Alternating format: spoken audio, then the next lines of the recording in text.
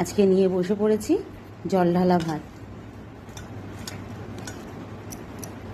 আর এখানে নিয়ে নিয়েছি আলু সিদ্ধ, পেঁয়াজ, ডিম ভাজা আর হচ্ছে কাঁচা লঙ্কা। চলো আজকে হেভি শান্তি করে খাওয়া যাবে। আর নিয়ে নিয়েছি দুটো শুকনো লঙ্কা। শুকনো লঙ্কা আলু সিদ্ধ দিয়ে মেখেছি, তার সত্ত্বেও দুটো নিয়েছি। জল ঢালা ভাতে শুকনো লঙ্কা ভাজা হলে বেশি খেতে ভালো লাগে। তো চলো, সুন্দর করে একদম নরম হয়ে গেছে জল ঢালা ভাত। কি খাচ্ছ মা? শাকের তরকারি। তো যেরকম মাংসের তরকারি হলে মানে মাংস কষলেই বাটি নিয়ে যাওয়ার সময় পিস দাও, এক পিস দাও। আমার মাংসের তরকারি ভালো লাগে না, আমার শাকের তরকারি ভালো লাগে। কালকে অনেকটা বেশি করে শাক করেছিলাম, তো ফ্রিজে রেখে দিয়েছিলাম। আর সকালবেলা বার করে এখন রান্নার সময় ভাত বসিয়ে দিয়ে আর এটা একটু গরম করে নিলাম, তা নাহলে নষ্ট হয়ে যাবে দুপুরে যখন খাবো। তো এখন ভাবছি একটু বসে বসে খাই। এদিকে ভাত হচ্ছে, খাবি একটু? না আমি খাবো না। খা একটু। শাক খাবে না? আমার তো যে কোনো ডাঁটা চচ্চড়ি একদম এত ভালো লাগে, যেমন এই লাউ শাক, এই কুমড়ো শাক, লাউ শাক, পুঁই শাক।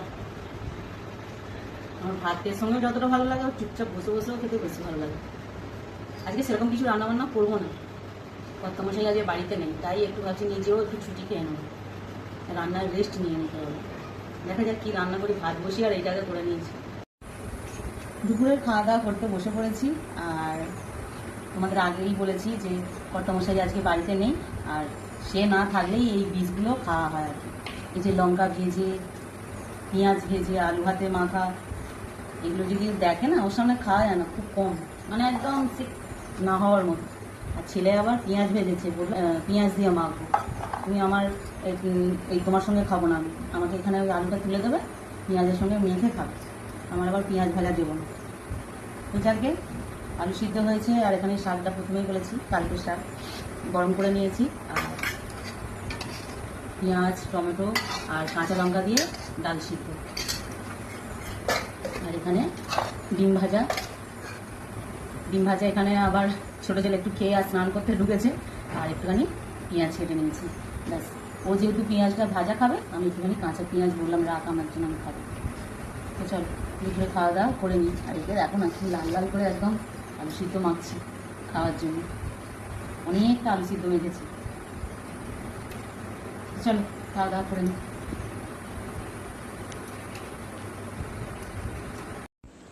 আজকে সকাল থেকে যে কি বৃষ্টি বলে তার কোনো ঠিক ঠিকানা নেই।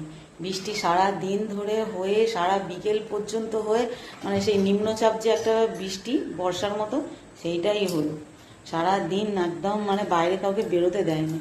এই কিছুক্ষণ আগে পর্যন্ত বৃষ্টিটা হলো, আর ভাবছিলাম আমি মনে হয় বেরোতে পারবো না, কিন্তু না, এখনও দিন মতো আছে, সবে 5:30 বেজেছে।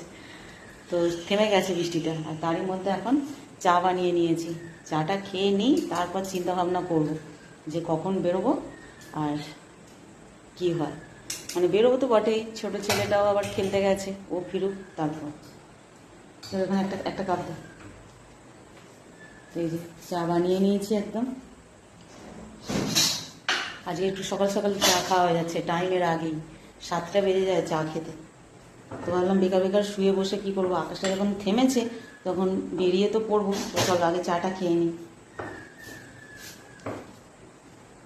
চলো কোথায় যাবো তোমাদেরকে পরে বলছি, চাটা আগে খেয়ে নিই।